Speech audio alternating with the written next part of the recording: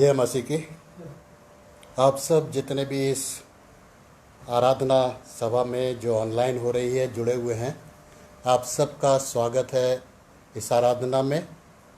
और आप सबको प्रभु परमेश्वर बहुत सी आशीषों से परिपूर्ण करे, जिससे कि हम सब जितने प्रभु की संगति में हैं उसके मार्गों में आगे बढ़ते चले जाएं। वो प्रभु महान परमेश्वर है, उसके सम्मुख अपने सरों को झुकाएं। दुआ। हमारे प्रेमी पिता परमेश्वर, हम तेरा धन्यवाद देते हैं प्रभु कि तूने अब तक हमें इस जीवितों की धरती पर जीवित रखा है और हर पल हमारी सुरक्षा की है,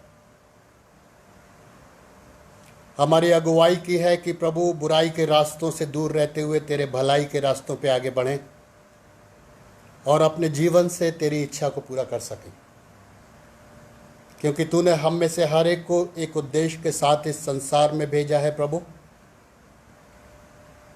उस उद्देश्य को पूरा करने के लिए अपनी सामर्थ, अपनी शक्ति और अपने बल से भरपूर कर, ताकि प्रभु हम तेरी महिमा के पात्र बन सकें। प्रार्थना करते हैं अपने वायदे के अनुसार हमारे बीच में हो, क्योंकि तूने कहा है जहां 2 या 3 मेरे नाम से एकत्रित होते हैं, मैं उनके मध्य पाया जाता हूं। हाँ प्रभु जी, अपनी उपस्थिति को हम पर जाहिर कर कि हम आत्मा और सच्चाई के साथ तेरी स्तुति और तेरी आराधना कर सकें। आज की संपूर्ण आराधना को प्रभु हम तेरे सामर्थ्य हाथों में सौंपते हैं और चाहते हैं कि इस आराधना का संचालन तेरे द्वारा हो, कि हमारा गीत, प्रार्थना का मांगा जाना, वचन का पढ़ा जाना, उस पर ध्यान और मनन किया जाना, सब कुछ तुझको पसंद आए और तेरी महिमा के लिए हो। इस पूरी इबादत को हम तेरे हाथों में सौंपते हुए इस विनती को उद्धार करता प्रभु यीशु के नाम से मांगते हैं, सुनो ग्रहण कर। आमीन। खुदावंद की हम्द व तारीफ में हम एक गीत गाएंगे। मैं तो इस गीत की किताब से 63 नंबर, आसमान के ए मुकद्दस हो, मसीह के हो मदा, हमारे साथ खुदावंद को तुम जानो शहंशाह। गीत का नंबर 63 मैं तो इस गीत की किताब में।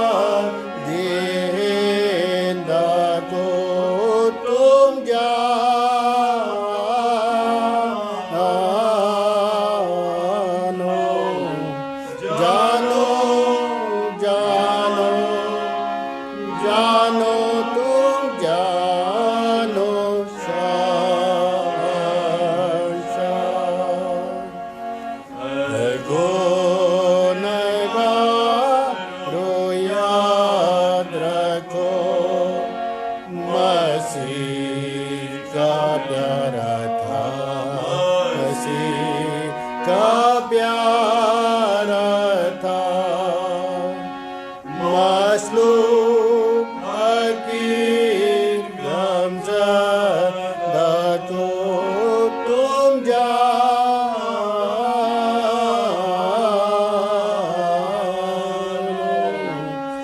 Jano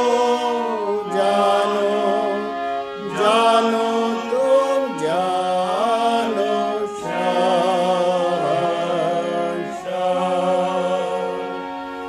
Sabne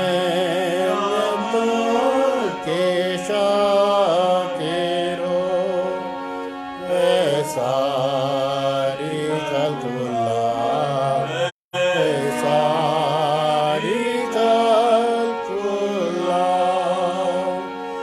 जमीन जमान के मालिक को तुम जानो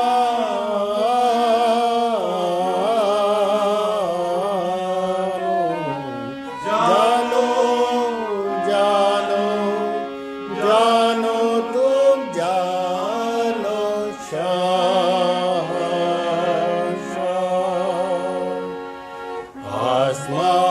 आसमानियों में शामिल को खुदा की दरगाह खुदा की दरगाह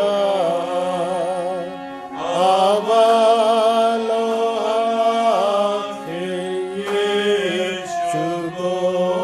हम जाने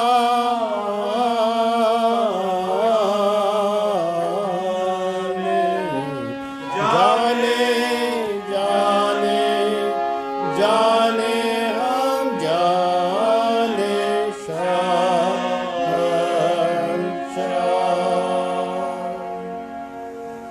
अपने सरों को अपने खुदावंद के हुजूर झुकाएंगे और दुआ मांगेंगे। एक बार फिर से बाप आसमानी, हम अपने सरों को तेरे हुजूरी में झुकाए हुए हैं। जानते हैं खुदावंद किसी लायक नहीं,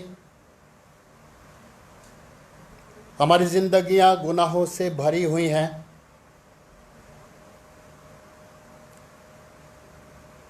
हम अपनी कुव्वत से अपनी ताकत से कुछ भी नहीं कर सकते,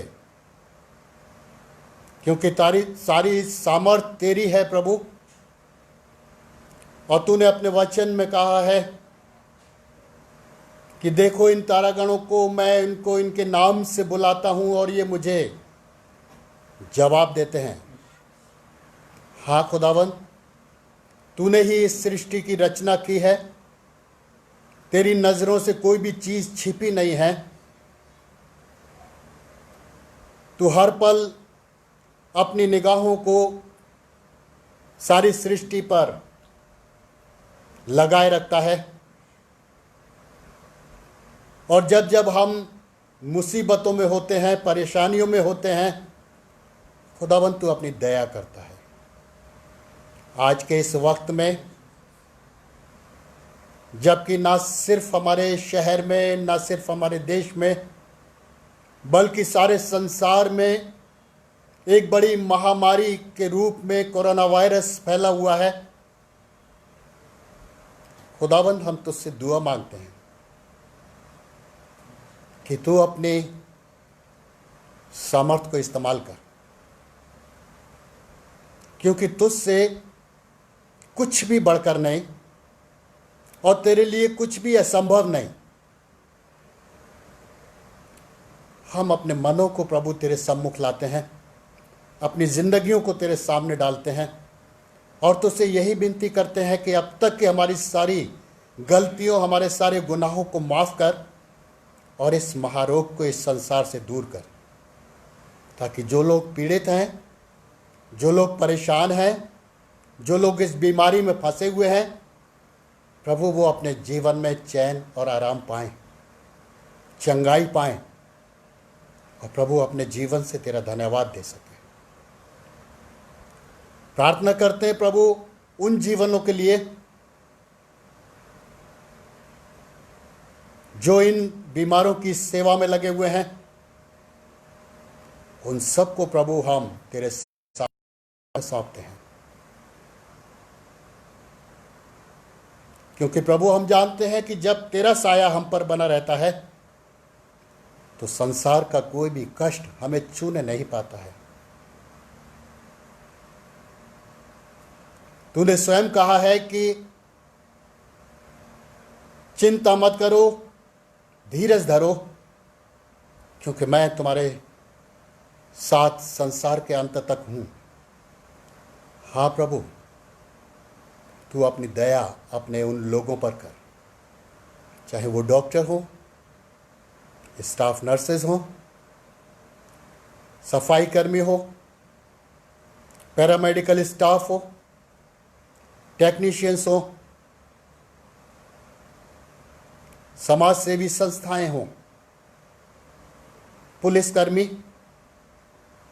प्रशासन और शासन के लोग जो कि इस सेवा में लगे हुए हैं, प्रभु हर एक को सुरक्षित रख, हर एक को अपनी शक्ति दे, अपनी सामर्थ्य दे कि और भी जोश के साथ इस सेवा को अंजाम दें और बहुत से बीमारों को चंगाई के मार्ग पर लेकर चल सकें। उनकी सेवाएं प्रभु उन बीमारों के लिए लाभदायक हो सकें, ताकि वो भी चंगाई पाकर तेरा धन्यवाद दें। धन्यवाद देते हैं प्रभु उन लोगों के लिए भी जो इस महामारी से चंगाई पा चुके हैं। प्रभु तो उनको सुरक्षित रख, ताकि वो अपने जीवन से आने वाले समय में तेरा धन्यवाद देते हुए तेरी महिमा कर सकें, तेरी स्तुति, तेरी आराधना कर सकें और तुझको धन्य कह सकें। प्रभु हम प्रार्थना करते हैं इस समय में तेरे दासों के लिए जो तेरी सेवा में लगे हुए हैं, विशेषकर अपने मेथोडिस्ट चर्च के सारे बिशप्स के लिए। प्रभु जिनको तूने अपनी भारी सेवा सौंपी है, प्रभु जानते हैं हम इंसानों के कंधे कमज़ोर हैं और सेवा भारी है, लेकिन जब तेरी सामर्थ हमें मिलती है प्रभु, तुझ में होकर हम सब कुछ कर सकते हैं। तो अपने दासों को अपनी सुरक्षा में रख, उनको अपनी सामर्थ्य दे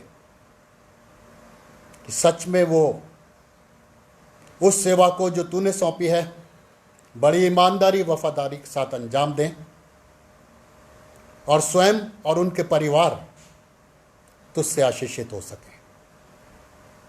प्रभु हम प्रार्थना करते हैं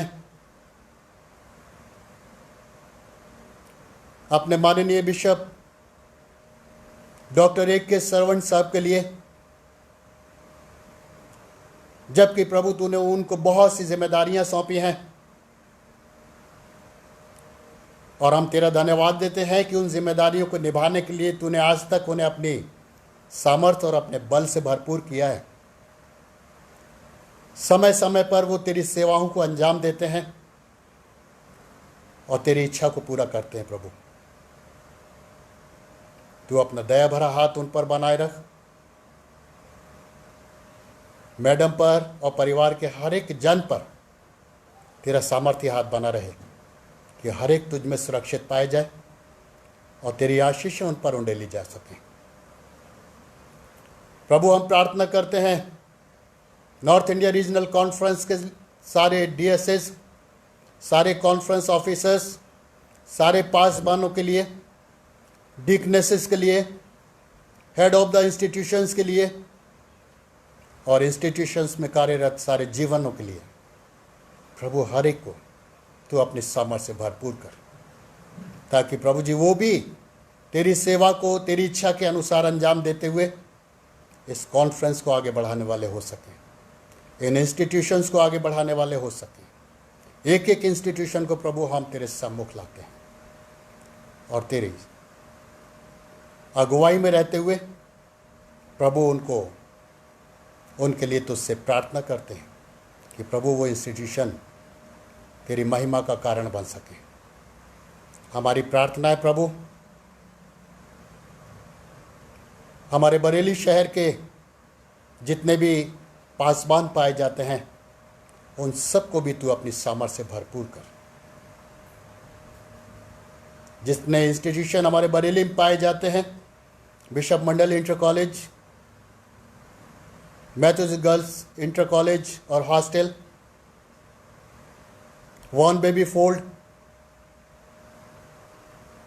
Saint Paul's school Faridpur, Saint Paul's church, और भी जितने चर्चेस हैं प्रभु, एक एक को हम तेरे सम्मुख लाते हैं प्रभु। तू अपनी दया कर सारे इंस्टीट्यूशंस पर, सारे चर्चेस पर, और इसमें सेवारत जितने भी जीवन है प्रभु, उनको अपनी आशीषें दे और अपनी सुरक्षा में रख। प्रार्थना करते हैं अपने क्राइस्ट मेथोडिस्ट चर्च के चारों पासवानों के लिए। सेवा जो तूने सौंपी है प्रभु, उस सेवा को अंजाम देने के लिए अपनी सामर्थ्य से भरपूर कर और बहुतायत से हमें इस्तेमाल कर, ताकि प्रभु हमारे द्वारा तेरे नाम ऊंचा उठाया जा सके और तेरी महिमा होने पाए। प्रार्थना करते हैं क्राइस्ट चर्च की कलीसिया के लिए, बच्चे, जवान, बुजुर्ग, हर एक को तू अपनी सुरक्षा में रख, ताकि प्रभु जी तुझ में सुरक्षित रहते हुए तेरे नाम का धन्यवाद दे सकें। और जब भी वो मौका आए, जब प्रभु हम तेरे भवन में इकट्ठा हों, तो एक मन और एक चित होकर तेरी स्तुति और तेरी आराधना कर सकें। प्रभु हम सबको सुरक्षित रख। प्रार्थना करते हैं प्रभु चर्च के सारे ऑर्गेनाइजेशंस के लिए, pastorate committee, pastorate conference, WSCS, MYF, Sunday school, इनको जो जिम्मेदारियां तूने सौंपी हैं, उन जिम्मेदारियों को निभाने के लिए अपनी सामर्थ्य से भरपूर कर, ताकि प्रभु इनके द्वारा भी तेरी कलीसिया आगे बढ़े, तेरे लोग आगे बढ़ें और तेरे लोगों के जीवन में तेरी आशीषें उंडेली जाएं। हर एक पर तू अपनी दया कर। प्रार्थना करते हैं कलीसिया में जो बीमार पाए जाते हैं, उन पर तू अपनी दया कर प्रभु। विशेषकर हम प्रार्थना करते हैं डॉली राय के लिए, जबकि वो बीमारी के बिस्तर पर हैं, और प्रभु इस समय उनकी तकलीफ और ज़्यादा बढ़ गई है, कोमा में है। हमारी प्रार्थना है प्रभु अपने लहू की छाप उन पर लगा, ताकि वो जल्द से जल्द चंगाई पाएं और अपने जीवन से तेरा धन्यवाद दे सकें। प्रार्थना करते हैं भाई ज्योति चंद के लिए, मिसेस वीरा सिंह के लिए, क्षितिज और क्षितिज की मम्मी के लिए, और भी जितने बीमार हमारी कलीसिया में पाए जाते हैं प्रभु, उन सब पर तू अपने सामर्थ्य हाथ को बढ़ा। वो हाथ जो क्रूस पर हमारे पापों और हमारे रोगों को दूर करने के लिए छेदा गया, जिससे लहू की धार बही, उस लहू से हमारे इन सारे अजीज़ों को अभिषेक कर, ताकि प्रभु जी ये चंगाई पाएं और तेरा धन्यवाद दें। प्रार्थना करते हैं प्रभु उन जीवनों के लिए जो तेरी सेवा में ना होने के बाद भी ऑनलाइन तेरी सेवा को अंजाम दे रहे हैं, तेरे वचन का प्रचार कर रहे हैं। प्रभु उन सबको भी तू अपनी सामर्थ्य से भरपूर कर और अपने सारे सेवकों पर अपना दया भरा हाथ बनाए रख।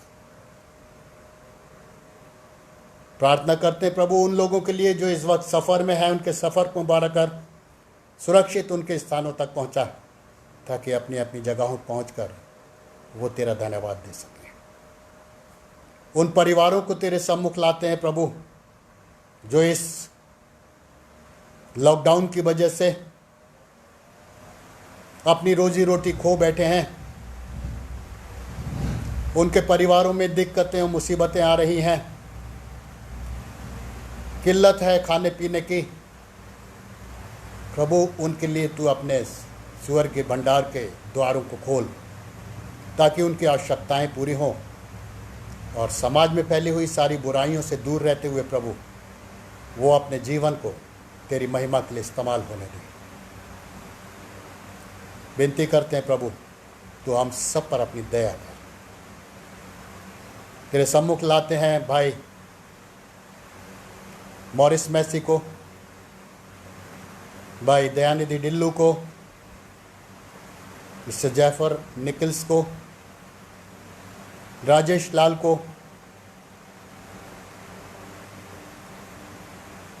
अरविंद सैमुअल को। जबकि प्रभु जब भी हम तेरी आराधना के लिए इकट्ठे होते हैं प्रभु वो अपनी सेवाओं को अंजाम देते हैं, अपने टैलेंट का इस्तेमाल करते हैं प्रभु, तो उनको अपनी सामर्थ्य से भरपूर कर, आशीषित कर, ताकि ऐसे ही प्रभु तेरी सेवा में लगे रहें और तेरे मार्गों में आगे बढ़कर तेरी इच्छा को पूरा कर सकें।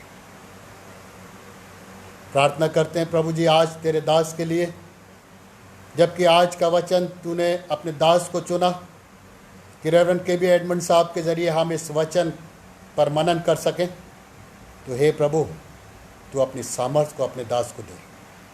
वो वचन उनकी ओर से ना हो बल्कि तेरी ओर से हो कि हमारे जीवनों में घर बनाए और बहुत से जीवन इस वचन के द्वारा बचाए जा सकें। तो हम सब पर अपनी दया कर, हम सब की अगुवाई कर। आज की संपूर्ण आराधना को एक बार फिर से हम तेरे सामर्थ्य हाथों में सौंपते हुए इस विनती को उद्धार करता प्रभु यीशु के नाम से मांगते हैं, सुन और ग्रहण कर, आमीन। ऐ हमारे बाप, तू जो आसमान पर है, तेरा नाम पाक माना जाए, तेरी बादशाहत आए, तेरी मर्जी जैसे आसमान पर पूरी होती है ज़मीन पर भी पूरी हो। हमारे रोज़ की रोटी आज हमें बख्श दे, जिस तरह हम अपने कसूरवारों को माफ़ करते हैं, तू भी हमारे कसूरों को माफ़ कर। हमें आजमाइश में न पड़ने दे बल्कि बुराई से बचा, क्योंकि बादशाहत, कुदरत और जलाल हमेशा तेरे ही हैं, आमीन।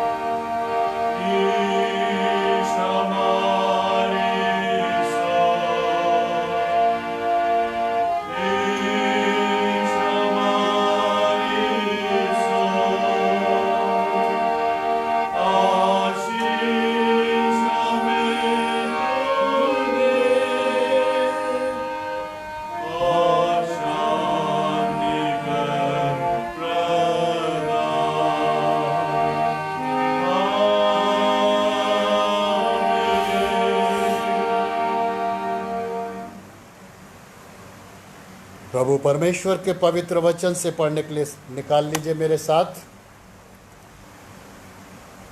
न्यायों की पुस्तक, पुराने नियम से न्यायों की पुस्तक और उसका 16वां अध्याय और उसके 15 पद से 22 पद तक।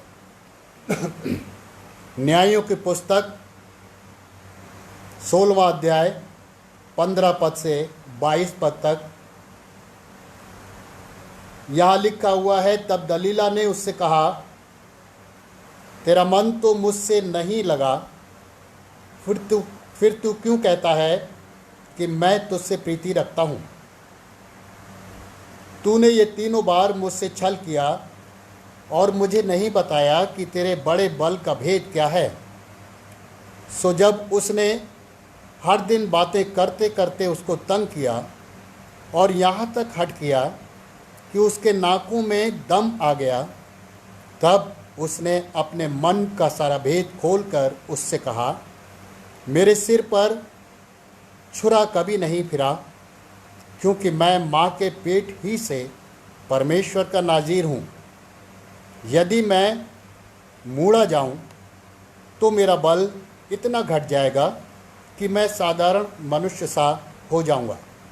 ये देखकर कि उसने अपने मन का सारा भेद मुझसे कह दिया है, दलीला ने पलिश्तियों के सरदारों के पास कहला भेजा कि अब की बार फिर आओ, क्योंकि उसने अपने मन का सब भेद मुझे बता दिया है। तब पलिश्तियों के सरदार हाथ में रुपया लिए हुए उसके पास गए। तब उसने उसको अपने घुटनों पर सुला रखा और एक मनुष्य बुलवाकर उसके सिर की 7 लटें मुंडवा डालीं और वो उसको दबाने लगी। और वो निर्बल हो गया। तब उसने कहा, हे शिमशोन, पलिश्ती तेरी घात में है। तब वो चौंक कर सोचने लगा कि मैं पहले की नाई बाहर जाकर झटकूंगा। वो तो ना जानता था कि यहोवा उसके पास से चला गया है। तब पलिश्तियों ने उसको पकड़कर उसकी आंखें फोड़ डालीं और उसे अज्जा को ले जाकर पीतल की बेड़ियों से जकड़ दिया और वो बंदी गृह में चक्की पीसने लगा। उसके सिर के बाल मूंड जाने के बाद फिर बढ़ने लगे। परमेश्वर अपने पवित्र वचन के पढ़े और सुने जाने पर अपनी आशीष देवे। आमीन। और अब समय है कि हम भाई दयानिधि डिल्लू के द्वारा एक स्पेशल सॉन्ग में शामिल हों।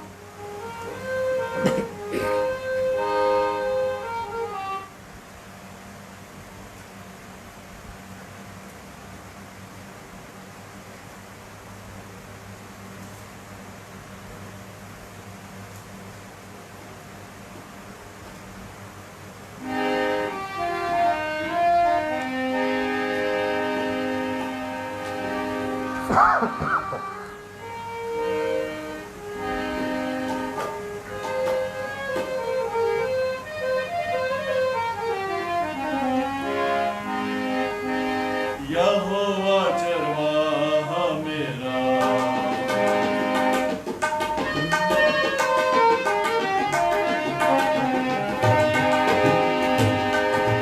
यहोवा चरवाहा मेरा, कोई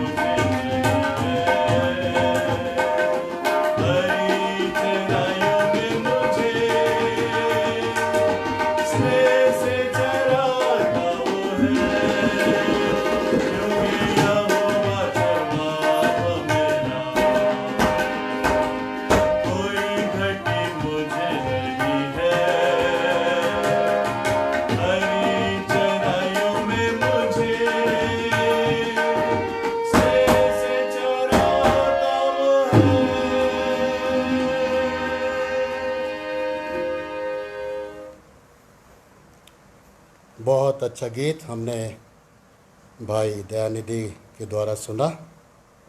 यहोवा चरवाहा मेरा, कोई घटी मुझे नहीं है।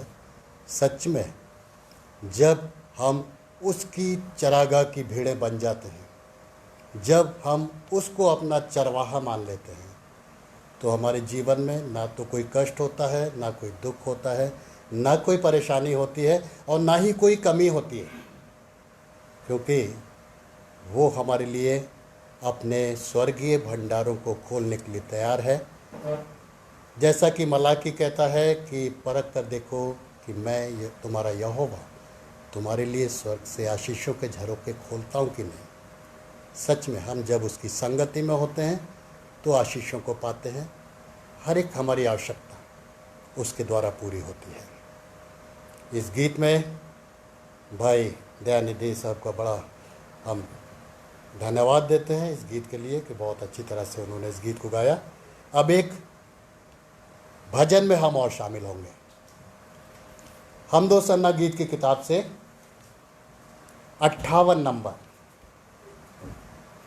हम दो सन्ना गीत की किताब से 58 नंबर, धरती आकाश दोनों प्रभु की आवाज़ सुनेंगे, संसार के सब प्राणी उसका ही नाम लेंगे।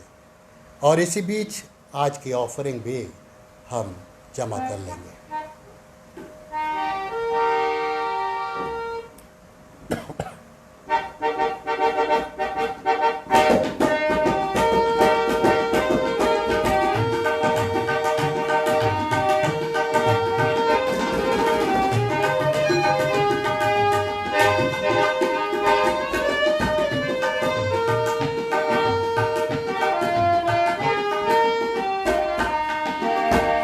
धरती आकाश दोनों प्रभु की आवाज़ सुनेंगे, संसार के सब प्राणी उसका ही नाम लेंगे। धरती आकाश दोनों प्रभु का समय आता है, धरती मगन होगी। प्रभु का समय आता है, धरती मगन होगी। उसकी दया बरसेगी और दूर जलन होगी। उसके दया बरसेगी और दूर जलन होगी। उसके वचन की महिमा और शक्ति हम देखेंगे। संसार के सब प्राणी उसका ही नाम लेंगे। धरती आकाश दोनों प्रभु का वचन ऐसा जो चिराग सा जलता है। प्रभु का वचन है ऐसा जो चिराग सा जलता है।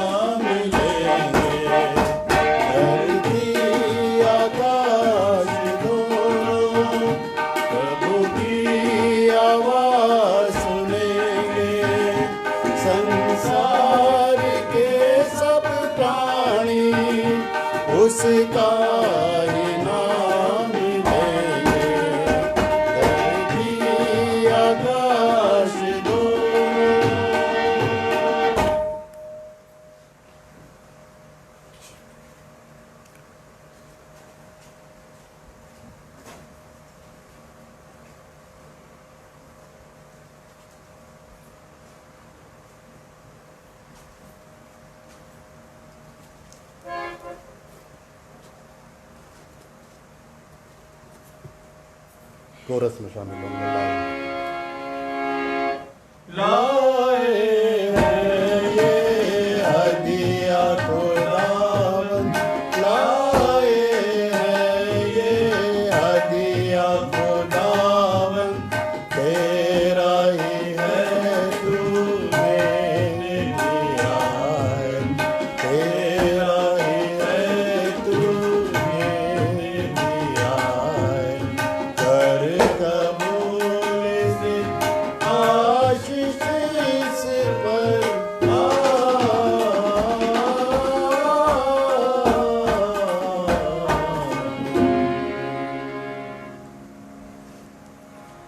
परमेश्वर का धन्यवाद हो कि फिर से उसने हमारे जीवन में समय दिया कि आज की शाम में हम उसके वचन पर ध्यान कर सकें, मनन कर सकें।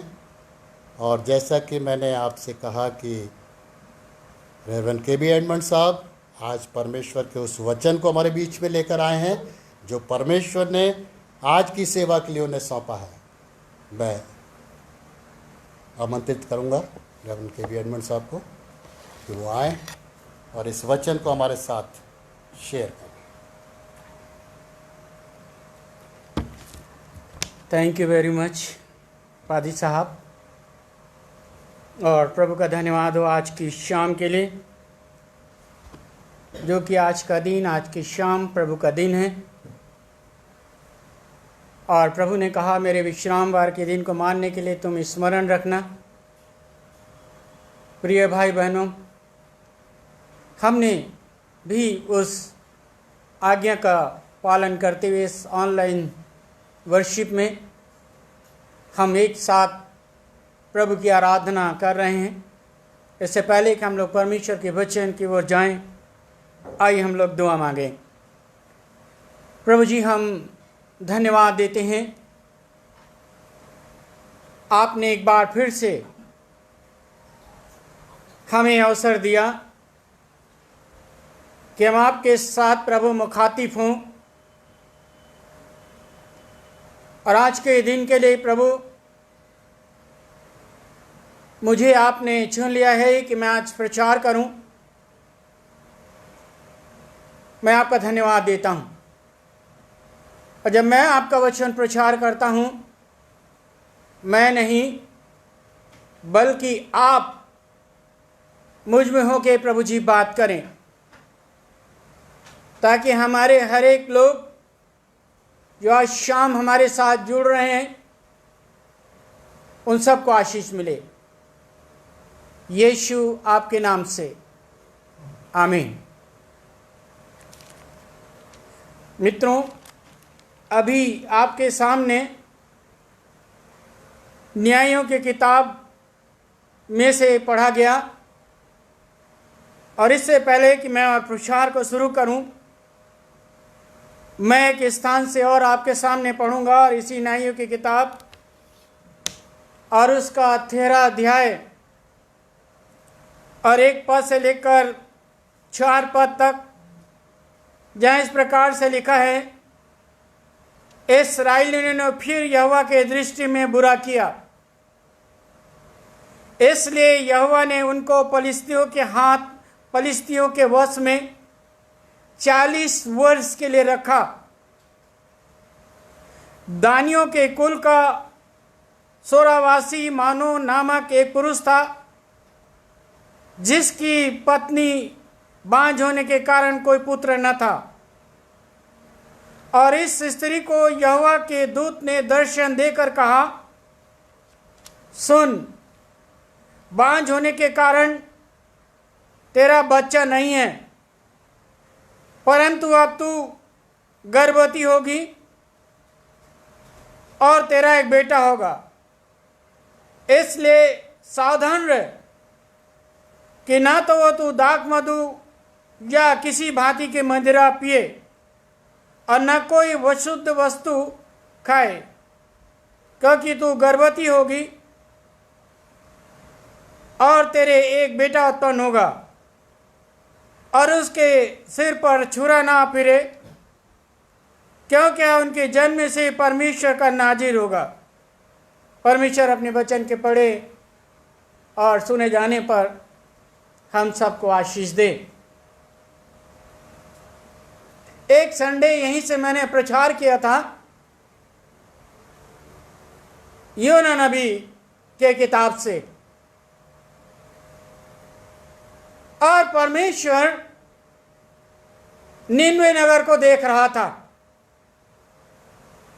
जो कि निनवे नगर, जैसा मैंने आपको बताया, वहां परमेश्वर के लोग नहीं थे,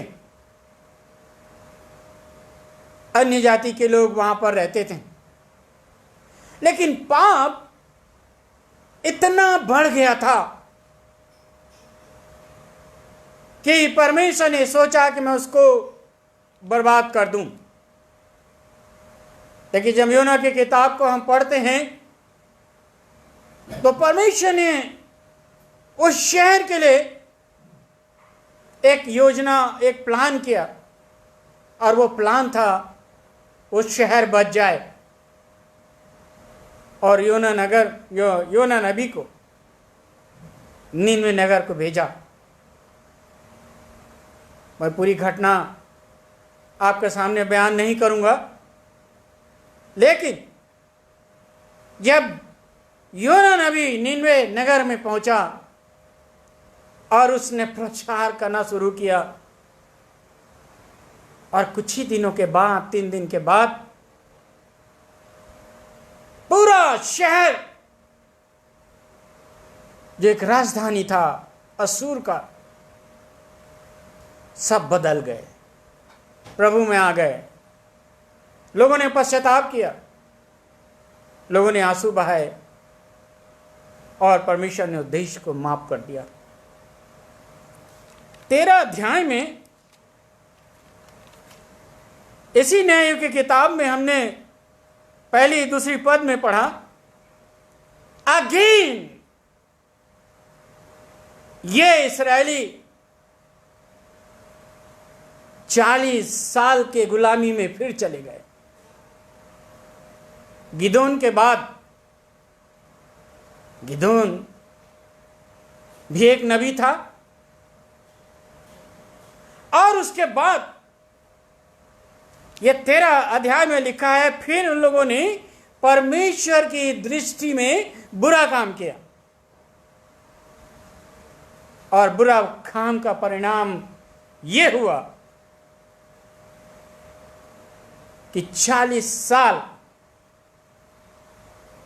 वो फलिस्तियों के अंदर में, उनके कब्जे में, उनके अधीनता में ये इस्राएली दोबारा चले गए। कई बार देखते हैं इतिहास में 40 साल तक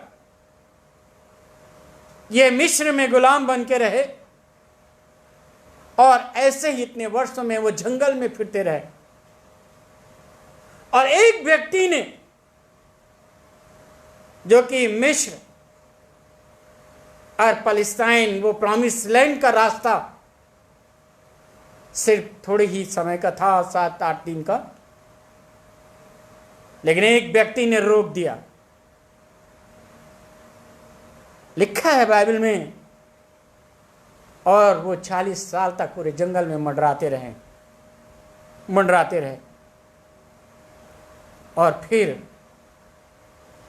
इस देश में पहुंचे, इस मुल्क में पहुंचे, जैसे आज हम इस्राएल कहते हैं, इस देश में पहुंचे।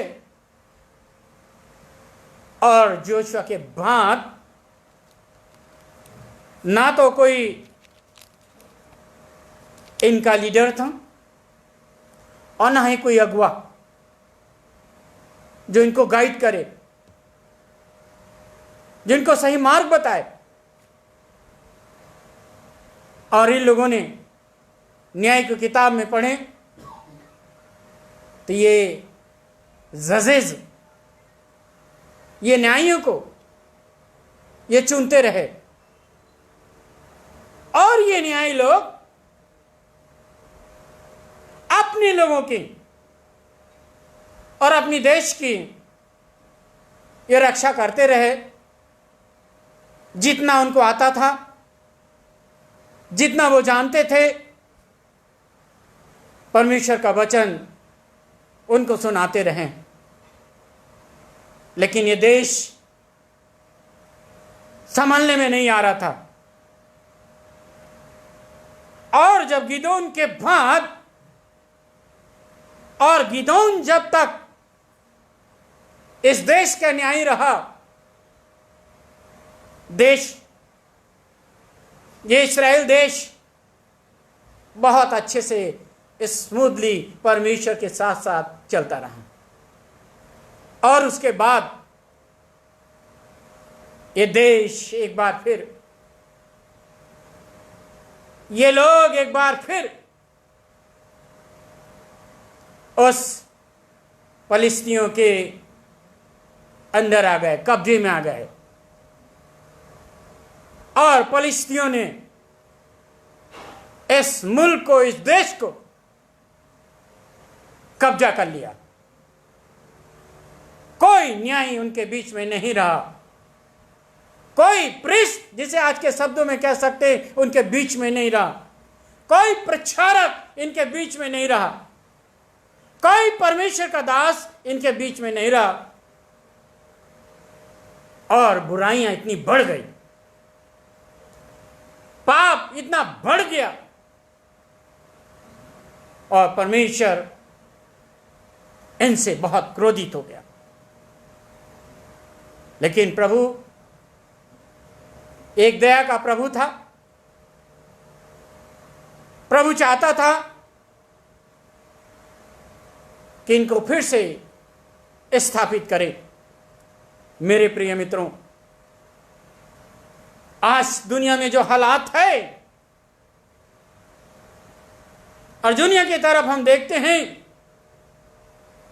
ये अपने देश को देखते हैं, अपने देश भारतवर्ष को देखते हैं, या आज हम कहें, हम अपने आप को देखें, हम अपने परिवार को देखें, या हम कहें अपनी कलीसियाओं को देखें,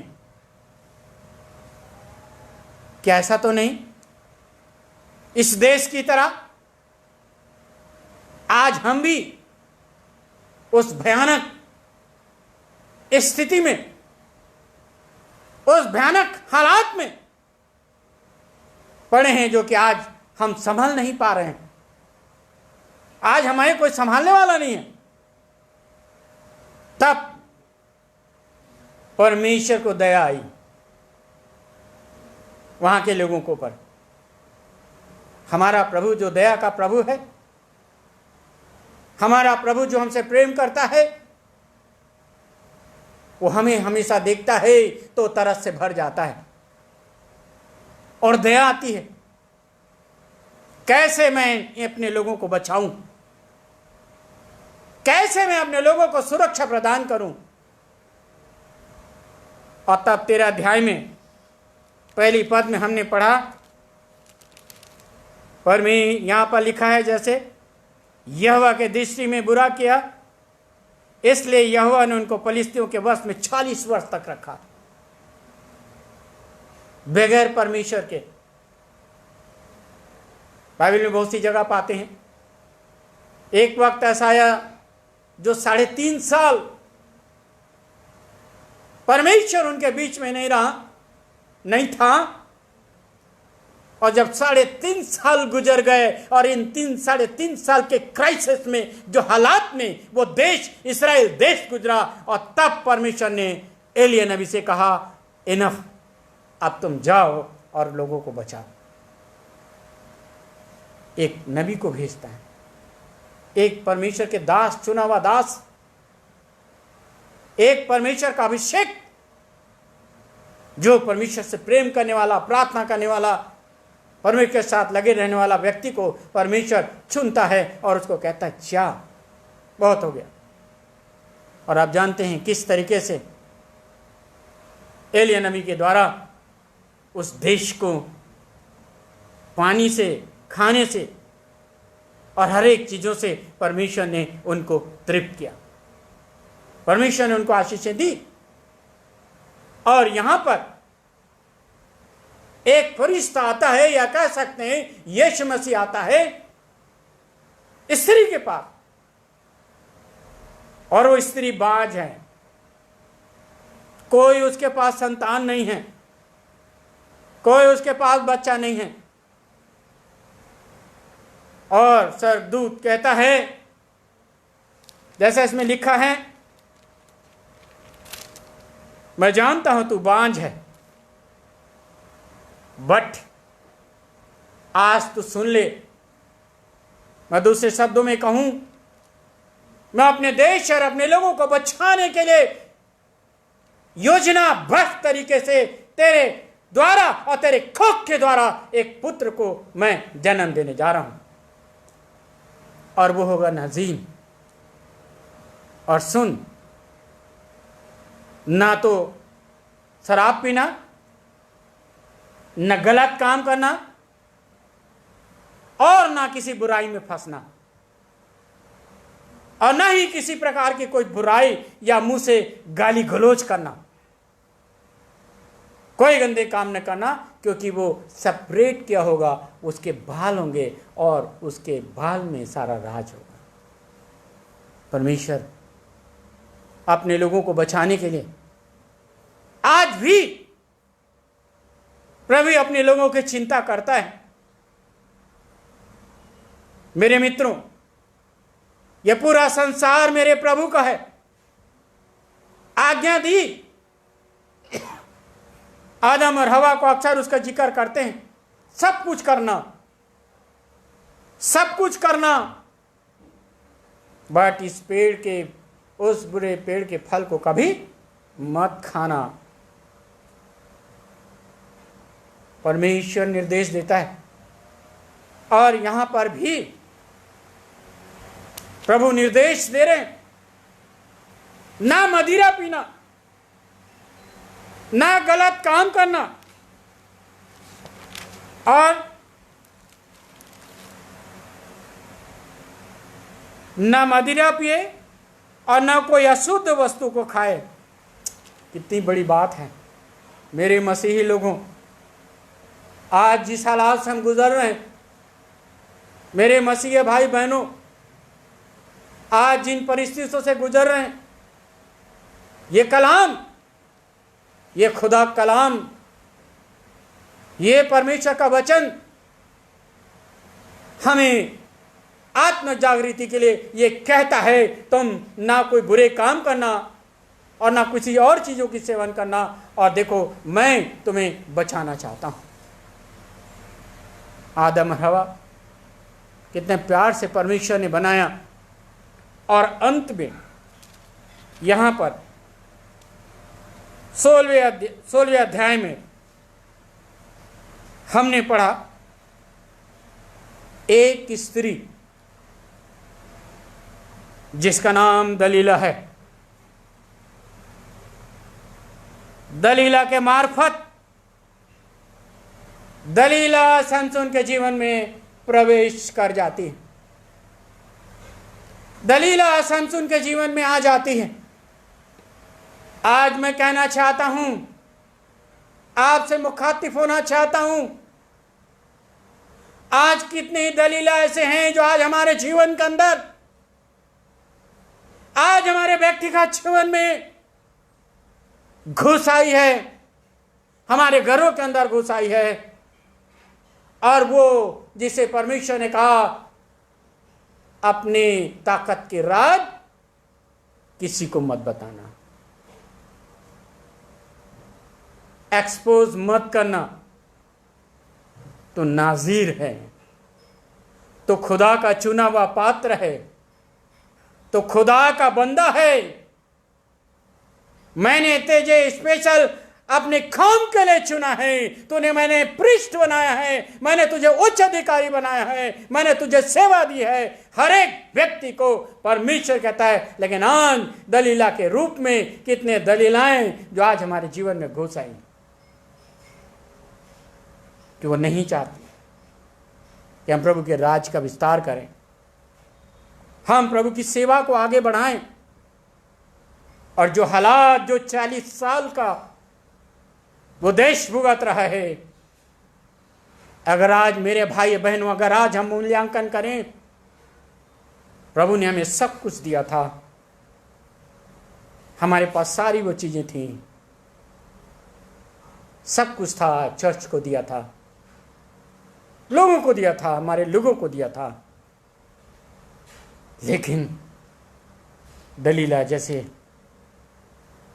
हम इसे किसी जेंडर का नाम न लेते हुए हम ये कह सकते हैं, वह आज हमारे जीवन के अंदर प्रवेश कर गई। हमारी वो ताकत,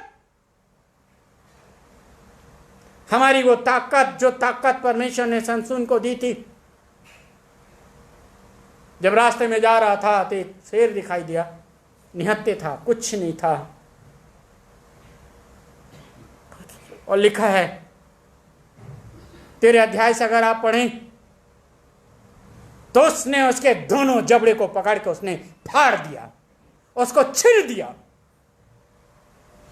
यह है परमेश्वर की ताकत हमारे सामने। कैसे भी शैतान या शैतान की ताकत आके खड़ी क्यों ना हो जाए, अगर आज परमेश्वर की सामर्थ मेरे और आपके जीवन में है तो हम उसे छील के और फाड़ के फेंक सकते हैं। यह है परमेश्वर की सामर्थ जो परमेश्वर हमारे जीवन में हमको देता है, जैसे समसून को दिया था। और वो ताकत इसलिए थी ताकि अपने लोगों को बचाए, अपनी कौम की रक्षा करे, अपने लोगों को सेव करे, अपने लोगों के लिए वो करे। वो ताकत थी, जो स्पेशल ताकत परमेश्वर की ओर से समसून को मिला था।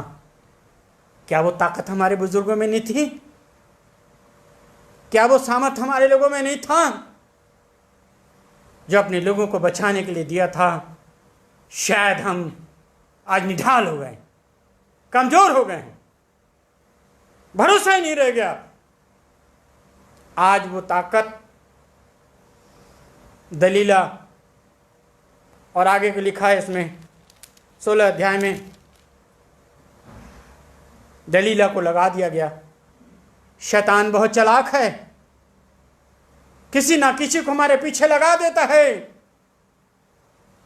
और हमें समझ में नहीं आता। मेरे मसीह भाई बहनों, हमें समझ में नहीं आता हमारे साथ क्या हो रहा है, कौन हमारे पीछे पड़ा हुआ है, और हम सोचते हैं हमारा लाइफ बहुत नॉर्मल है, हम सोचते हैं हमारा जीवन बहुत नॉर्मल है। लेकिन कोई बुरी आत्मा हमारे पीछे है जो हमें स्टैब्लिश ये सवाल नहीं होने देना चाहता है, चाहे हमारी व्यक्तिगत लाइफ हो, चाहे हमारे व्यक्तिगत परिवार हो। आज मैं ये कह रहा हूं आपसे, चाहे हमारी कलीसिया हो, चाहे हमारे देश हो, वो नहीं रहना चाहता है। और दलीला को जब लगा दिया, और यहां पर लिखा है, आप पढ़िएगा बाद में, सब भेद मुझे बता दिया है। तब पलिस्तियों के सरदार हाथ में रुपया लेके, वाह, बिक जा रहे हैं, चंद पैसों में हम बिक जा रहे हैं, थोड़ी सी लालच में हम बिक जा रहे हैं। समसून तो नहीं बिका है, लेकिन उसने ऐसा प्यार दिखाया, दलीला का प्यार जो झूठा प्यार है, शैतान का प्यार जो झूठा प्यार है, वो सौदा इस्करियोती की तरह जो उसे पकड़वाने जा रहा था, प्यार कर रहा है यीशु मसीह को। लेकिन खुदा इस हालात को देख रहा है और उसने उसको पकड़वा दिया, राज बता दिया जो उसके बालों में था। और तब लिखा है यहां, उसकी आंखें फोड़ दी गई, उसको अंधा बना दिया गया। क्या आज हमें कुछ दिखाई दे रहा है? मैं आप सब दर्शकों को पूछना चाहता हूं, क्या देख रहे हैं हम? क्या दिखाई दे रहा है आज हमें? निढाल पड़े हैं, बेबस हैं, सब कुछ निढाल है, आंखें फोड़ दी गई हैं, बांध दिया गया है। व्यक्ति पड़ा हुआ है एक स्थान में। कहीं ऐसी आज हमारी स्थिति तो नहीं कि हम निढाल पड़े हैं, हमारी आंखें फोड़ दी गई हैं शैतान के द्वारा।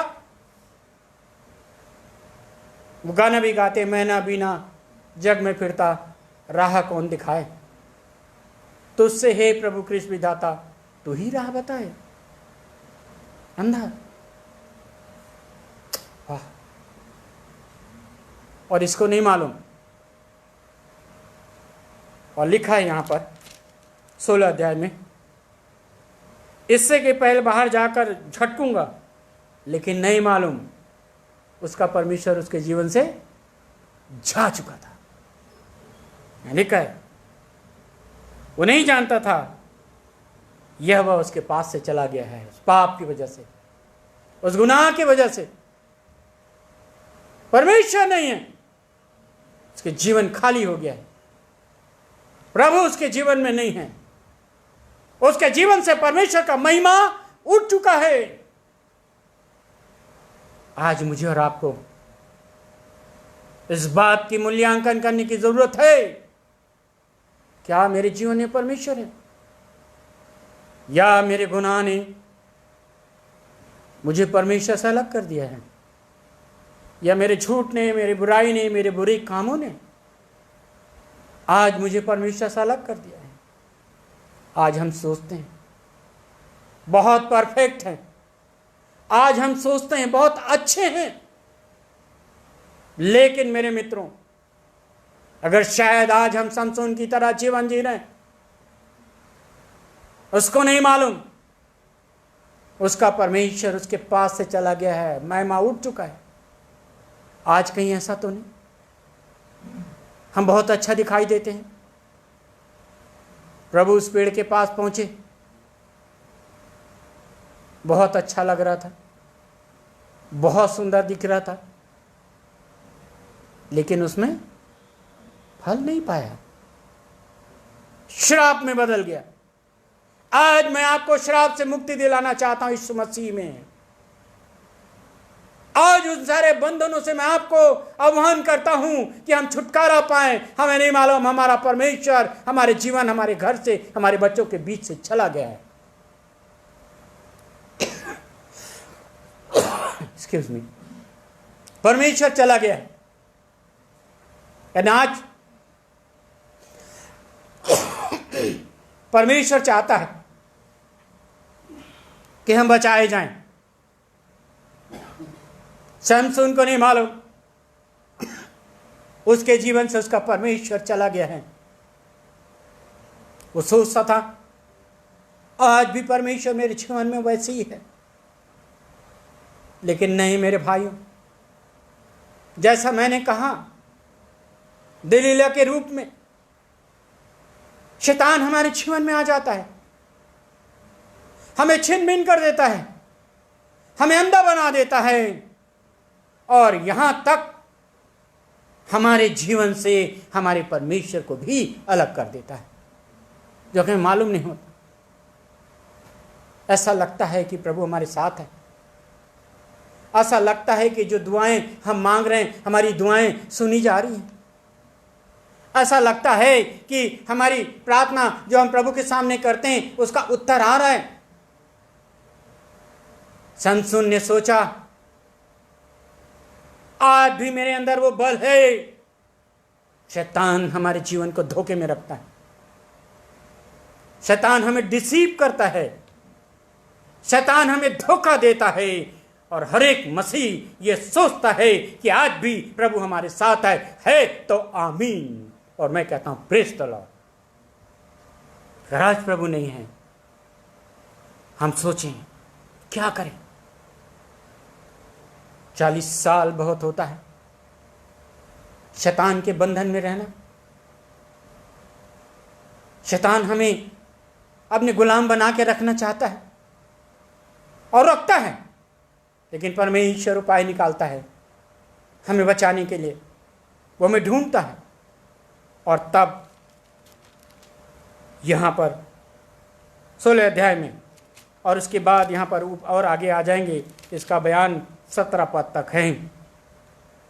और उसने यहाँ पर वो नाज़ीर जो कि खुदा ने उस कौम को बचाने के लिए, उस देश को बचाने के लिए दिया था, उसको नहीं मालूम मेरे जीवन में सब कुछ ऐसा हो रहा है। अंत में कहता है यहाँ पर, क्योंकि उसकी आंखें फोड़ दी गई, उसके बाल काट दिए गए।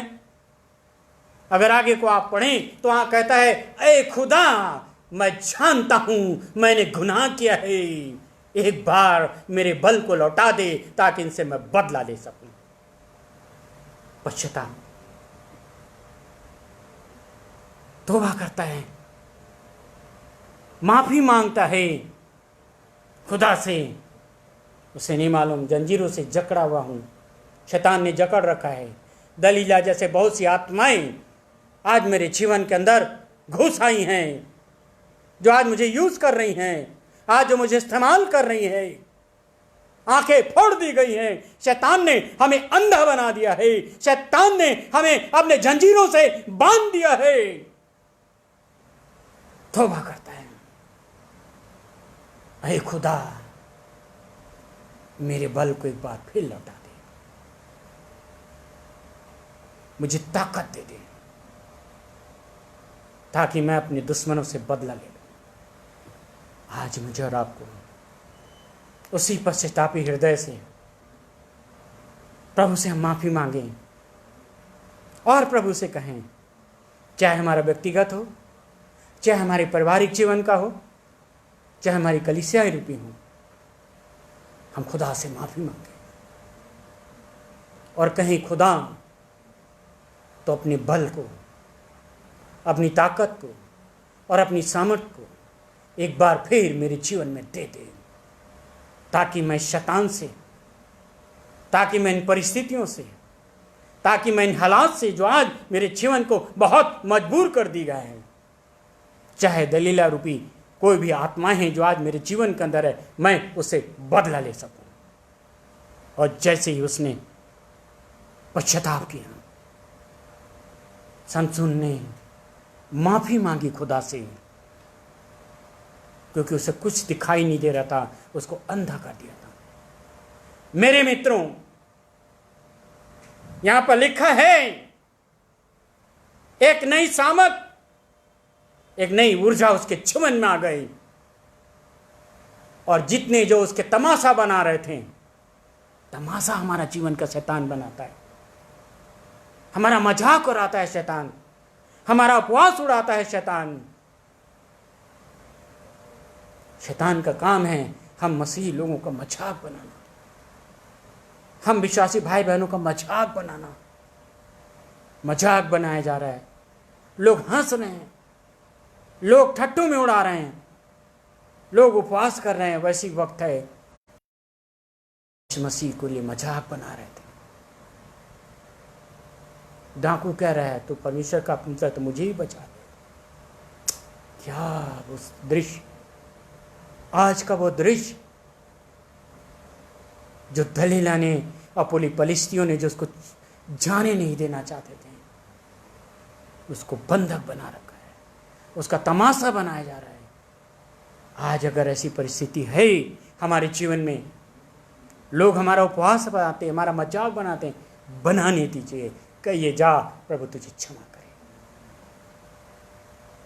और जब उसके अंदर एक नई ताकत आई और उसने जान लिया, और जिन खंभों से वो बंधा हुआ था, जिन पिलरों से वो बंधा हुआ था, परमेश्वर का आत्मा उतरा, क्योंकि मालूम था मुझे इस देश को बचाना है, मुझे अपने लोगों को बचाना है, क्योंकि 40 साल की गुलामी बहुत होती है। और मेरे मित्रों, एक ही झटके में, जिन हाथों से बंधा हुआ था बड़े बड़े जंजीरों से, एक झटके में प्रभु का नाम लेता है, प्रभु से माफी मांगता है। दलीला रूपी जो शैतान जो उसके जीवन के अंदर घुस आया है, क्षमा मांगता है खुदा से और कहता है, खुदा मुझे माफ कर, एक बार मेरी ताकत लौटा दे। आज उस दिन को याद कर रहे हैं।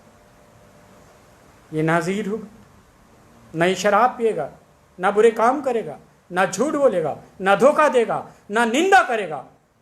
आज उसके जीवन से जो सब कुछ चला गया है, परमेश्वर की ताकत उसकी छोटी सी प्रार्थना से उसके अंदर आती है।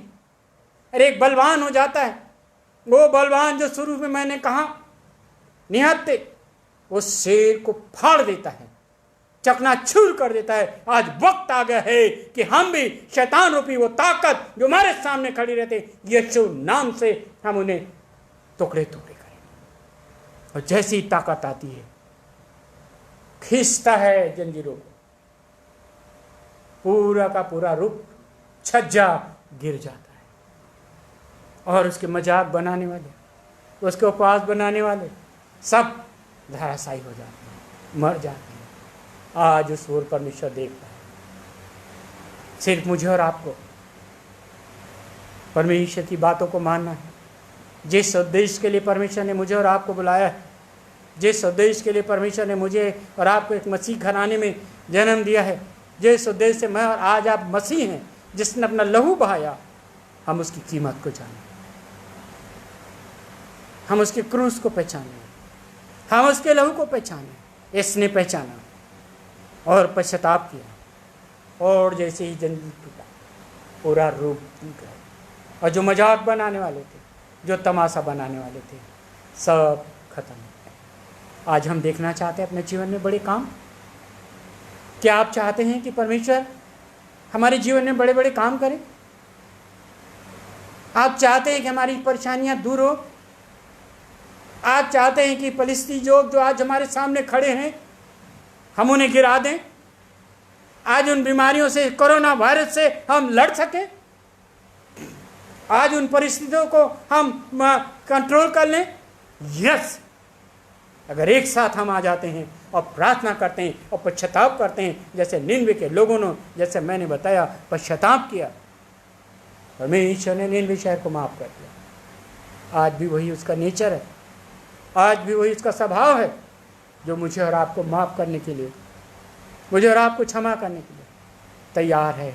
और वो बल, वो ताकत जो आज हम निढाल हो गए, आज हम कमज़ोर हो गए, परमेश्वर पुनः हमें देना चाहता है। परमेश्वर हमें रिस्टोर करना चाहता है। प्रभु यीशु मसीह पुनः हमें लौटाना चाहता है। मेरे भाई बहनों, आज किसी वजह से हम कमज़ोर हो गए, हमारी ताकत चली गई है, परमेश्वर ताकत तो फिर से देना चाहता है, फिर से देना चाहता है। हम पश्चाताप करें, पश्चाताप करें और दुआ मांगें। आप देखिए, परमेश्वर मेरे और आपके जीवन में खूब बड़े बड़े काम करेगा, जिसकी हम कल्पनाएं नहीं कर सकते। हमें आपकी चिंता है, हम आपकी चिंता करते हैं, हम आपके लिए दुआ करते हैं। ये ऑनेस्टी है। मैं ऑनेस्टी कह सकता हूँ, मैं खुदा के ऑल्टर पे खड़ा हूँ, मैं खुदा का ऑल्टर, ये ऑल्टर है, ये संडे वर्शिप है, ये ऑल्टर है, ये हमारे लिए छोटी एक कलीसिया है, जैसा वो चर्च बिल्डिंग नहीं, ये चर्च है। हम आपकी चिंता करते हैं, आपके लिए दुआएं करते हैं, भोर को उठते हैं, अपनी कलीसिया के लिए चिंता है, क्योंकि खुदा ने कहा मेरी भेड़ों को चरा, और इसलिए हम आपकी चिंता करते हैं, आपके लिए दुआ मांगते हैं, ताकि हम पश्चातापी हृदय के साथ हम बचाए जाएं, और प्रभु हमको क्षमा करे, और प्रभु हमें फिर से नए सिरे से ला के खड़ा करे, और परमेश्वर के राज का हम विस्तार कर सकें। आप चिंता मत होइए, निराश मत होइए। अगर दलीला जैसे कोई ताकत या ऐसी चीज या भड़काने वाली चीज़ आज हमारे जीवन में, तो राइट नाउ हम इसे दूर कर दें, हम उन्हें हटा दें। तब देखिए परमेश्वर की सामर्थ मेरे और आपके जीवन में उतरेगा, और हम एक नए होंगे, और परमेश्वर में बलवंत बनाएगा, आशीष देगा। प्रभु आप सबको आशीष दे, आमीन। आइए हम दुआ करें आपके लिए। प्रभु जी, मैं धन्यवाद देता हूँ, हम चारों पासवान अपनी कलीसिया के लिए, हमारे ऑनलाइन सारे हमारे भाई बहनों के लिए हम आपको हृदय से धन्यवाद देते हैं और दुआ मांगते हैं। प्रभु आज की शाम हम सब के लिए एक आशीष की शाम बन जाए। प्रभु जी आज की शाम हम सब के लिए एक अनुग्रह की शाम बन जाए प्रभु। आज की शाम हम सब के लिए एक आशीष की शाम बन जाए प्रभु जी। हर एक परिवारों को खुदा आप आशीषित करें, हर एक परिवारों को खुदा आप ब्लेस करें, हर एक परिवारों के साथ हो और हमारी कलीसिया में आपकी आशीष हो। यीशु मसीह आपके नाम से आमीन। Thank you very much. God bless you. आप प्रार्थना जरूर करिएगा।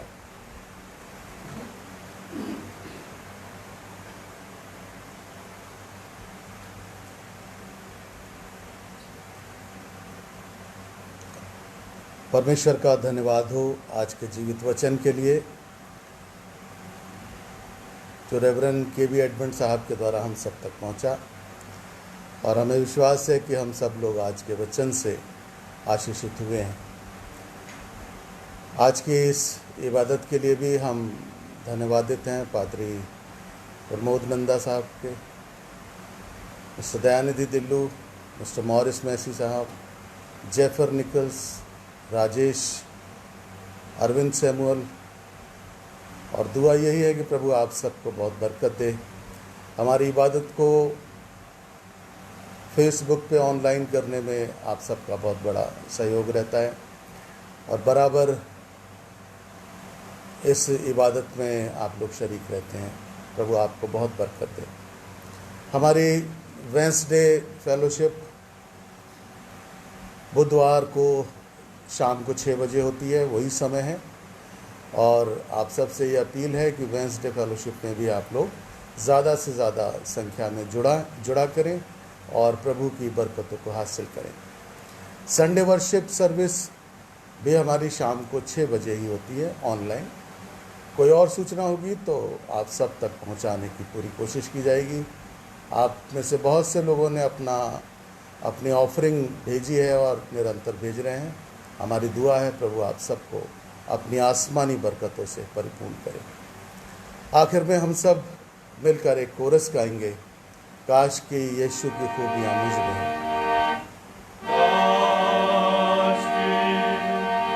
यीशु की खूबियाँ मुझ में हो, उसका जोश और मोहब्बत मिले मुझको,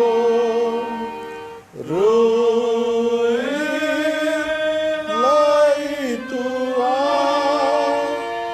और फिर मुझको जिला, आखिर यीशु की खूबियाँ मुझ में हो।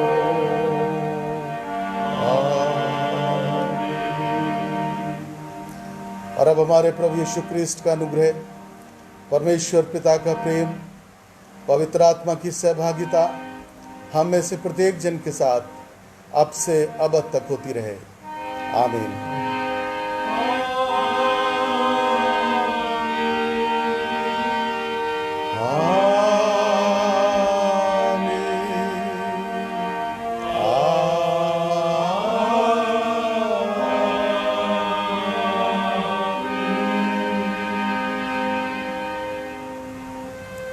Thank you very much. सुरक्षित रहें, अपने घरों पर रहें, अपना ध्यान रखें, अपने परिवार का, बुज़ुर्गों का, बच्चों का, और एक दूसरे को इनकरेज करें कि ज़रूरत हो तभी घर से बाहर जाएं। प्रभु आपको आशीष दे।